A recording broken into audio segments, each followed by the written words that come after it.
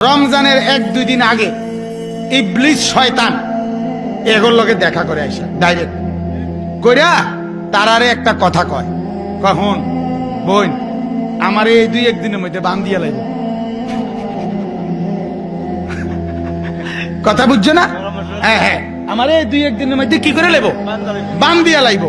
আর বান দিয়া লাইলে আমি কোনো আইতারতাম না 1টা মাস।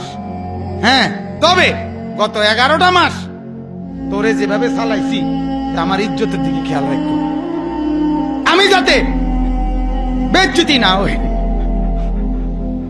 তুমি আমি না থাকলেও না জানলে কিসে, তুমি আমার দায়িত্ব পালন করবা।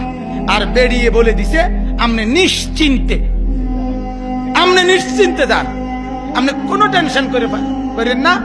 আপনারা বান দিয়ে ধুইল আমাদের আমনের পক্ষে আন্দোলন চলবেই, আমরা আপনার সাথে আছি। যা দরকার 1 মাস পরে ছুড়াইলে আইয়া দেখবেন আমি এই ডকেরে আছি। বলেন নাউজুবিল্লাহ। তার মানে আমার বিবেচনায় রমজান মাসে যেই মহিলাগুলো বেপর্দা বাজারে বাজারে ঘুরে, এগুলো ইবলিস শয়তানের চাইতেও খারাপ।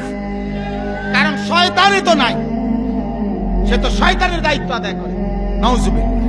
যদি বলেন হুজুর এত সাংঘাতিক কথা কইলেন, থাকলে আর কোনো শব্দ নাই, আরো কইলাম বলে সাংঘাতিক